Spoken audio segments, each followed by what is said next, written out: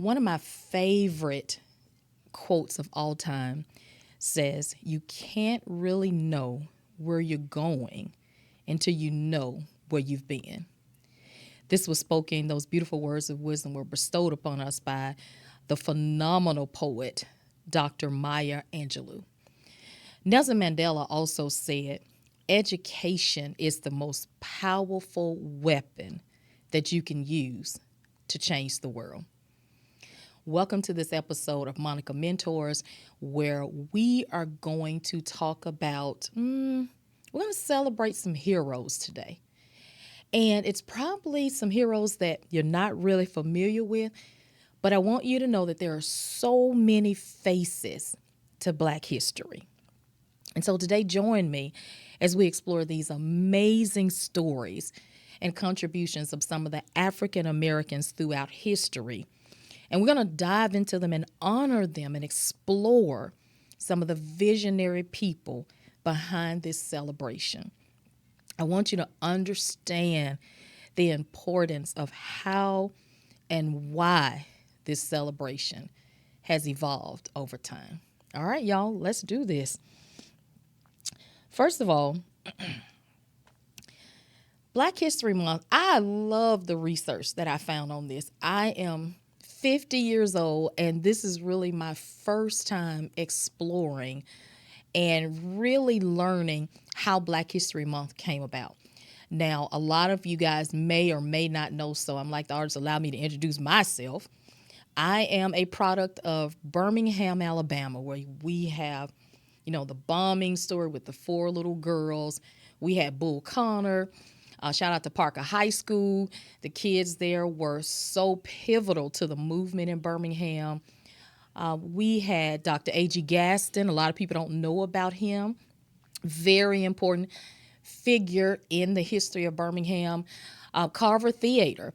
There is a lot of history that you guys may not be familiar with from my hometown because it's not really something that's talked about because there were so many negative influences. Bull Connor, unfortunately, George Wallace. But there were a lot of great historians that come out of that particular area. And so that's what drove me to want to do this episode today.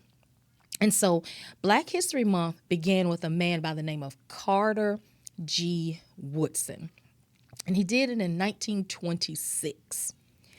And my research shows that he wanted to make sure that the achievements of Black people were never forgotten.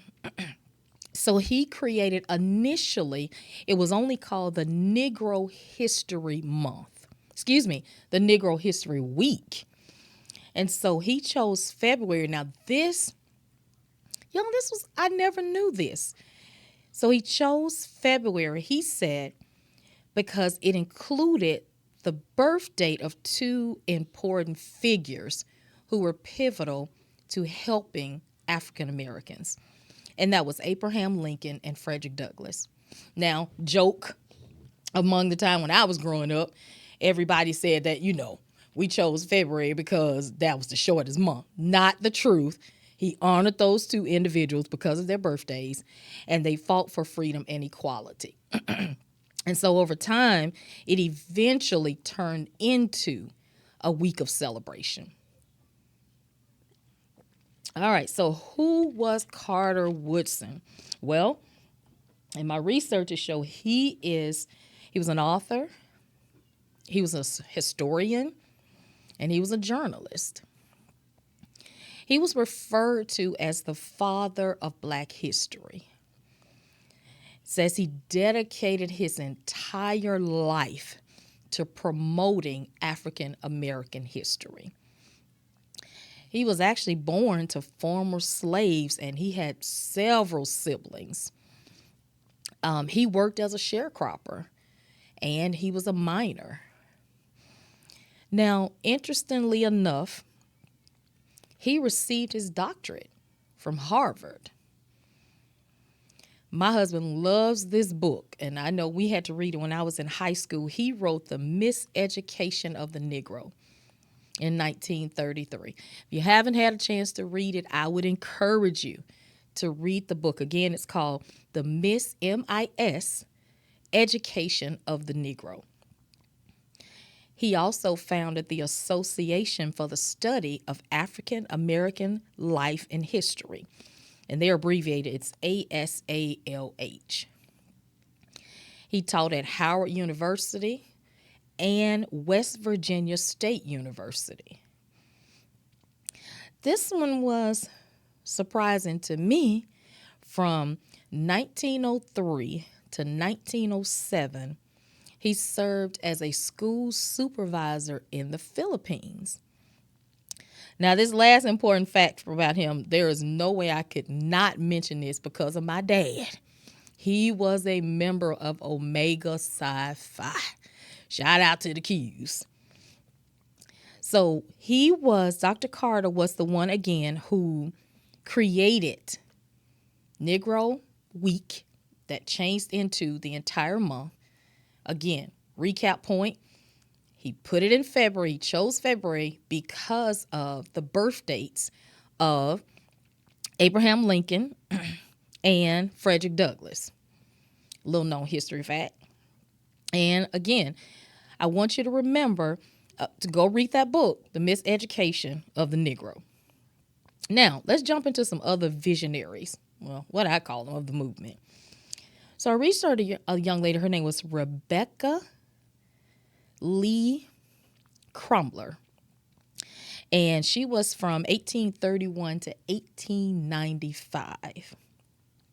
She was the first Black American female to earn a medical degree in the United States.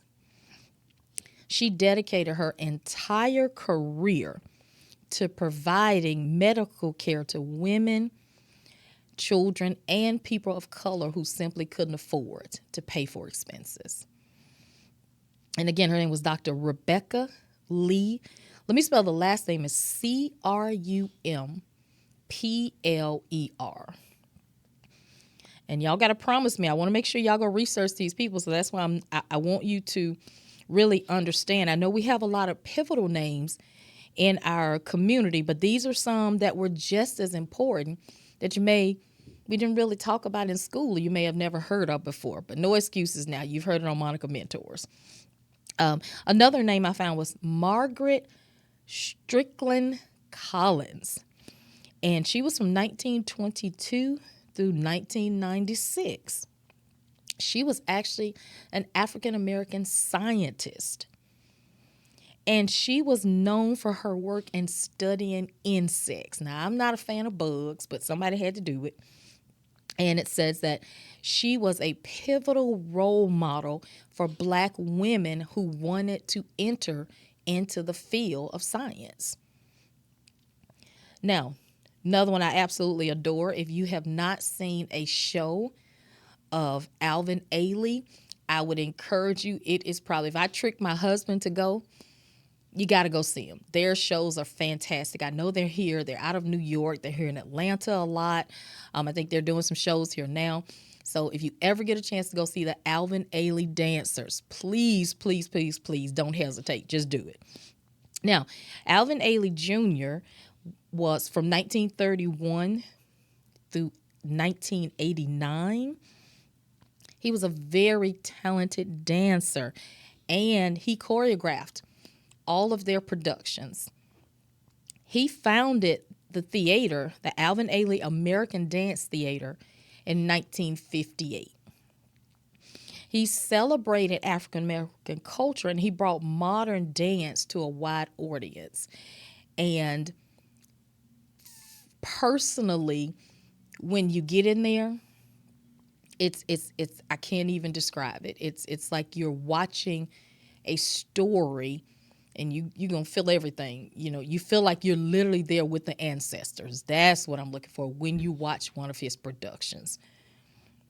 Now, there was another person by the name Arturo, I hope I'm pronouncing this right, Schomburg, and it's SCHOMBURG.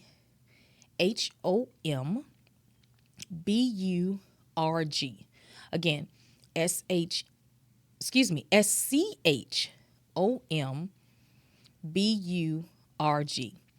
And he was from 1874 through 1938. And he was a key figure in the Harlem Renaissance. One of my favorite periods. Sometimes I feel like that was the era I was supposed to be born in, but that's another story for another day. He collected thousands of documents relating to Africans and our African American history. He was a historian. He was a writer. He was an activist. He found a foundation that researched Black culture. And so he also was one, just like Alvin Ailey. It was important to him to make sure that African American culture was always at the forefront of who we are as people. Those were just a couple of the individuals that I wanted to introduce you to today. I know we still have key, figures. Dr. King, Rosa Parks, Gordon Parks, oh my goodness, Oprah Winfrey, the kids with the Black Lives Matter movement, even you.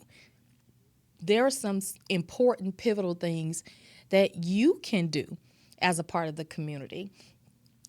I know we are facing such a tricky season right now because this season, I'm trying to use my words with wisdom, the season that we're in, unfortunately, celebrating our history is frowned upon for a lot of people right now. But just because you may not be able to celebrate it loudly the way we're used to, parents, I would encourage you to still talk to your kids about it in the home. Friends, you can talk about it amongst your core friends, your peers. There is so much significant history in our community that I just don't want us to run away from it or treat it like it doesn't matter. I remember there was a quote I heard someone say, whether I agree with it or not, it makes sense. I heard someone say the worst thing that happened to Black people is when we got air conditioner, because we went inwardly more instead of being out in the community. I drive through so many communities nowadays that look so different than when our grandparents and our great grandparents were in those communities, and they were a core.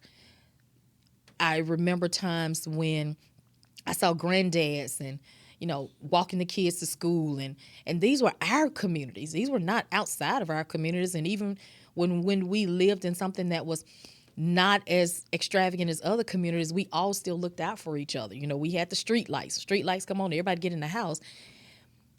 I often wonder, do we look so different because, one, we don't recall our history. Two, we don't recognize that we're important in history. And three, did we get a little bit too comfortable after we received certain freedoms?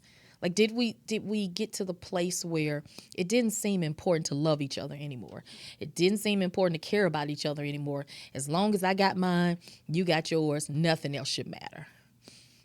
And I think in this season where we are right now, we probably need to reevaluate that, guys, because there's one question that I get so much. People always ask me, what do you think about what's going on in the political climate? What do you think about, we're shying away from so many things. Juneteenth won't be as important. If they don't do it for us, we'll do it for ourselves. And I grew up in a community with my family where a lot of stuff we did do it for ourselves. We did do it in our community. We didn't necessarily wait on people outside of our community to celebrate us. We embraced who we were every single day, and it wasn't just 1 month.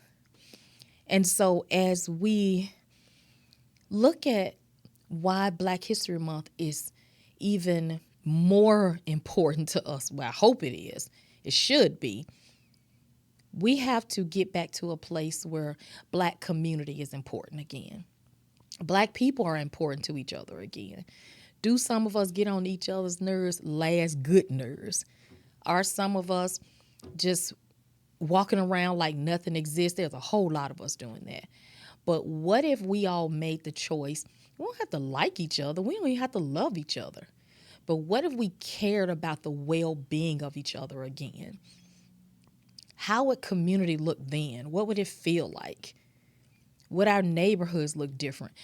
Would we feel different as a people? Would we feel just as influential as the people I just shared with you today? What are we doing to be relevant in education? What are we continuing to do to be relevant in, science, math that we created? Learn your history. Listen, I do my show. I'm on a podcast. I do Monica Mentors. I'm on social media channels. But what are we doing beyond mocking each other, beyond picking at each other, and beyond some of us just looking crazy? I said it. You are beautiful on the inside out. And you don't always have to just look like you're less than beautiful. And that's my challenge to you today for this episode of Monica Mentors. What does your Black history look like to you? What does Black history feel like to you? And why is it that you don't feel like you're not a pivotal person in the history of Black people, even if it's just in your own family? Y'all, if nothing else, this administration we're in right now, we're going to do one or two things. We're going to grow up or we're going to blow up. And I want you to be on the side that's growing up and that's pulling your community together, pulling your family together, spending more time with your family. Get your things in order, and let's do what we have to do, y'all. Thank y'all for joining me on this episode. I am ecstatic that I got an opportunity to share some information with you about our community that you may have never known about, never even thought about. But as always, I'm always challenge you, and I'm always mentor you because I want you to be informed. Until we speak on the next episode of Monica Mentors, have a wonderful and prosperous day.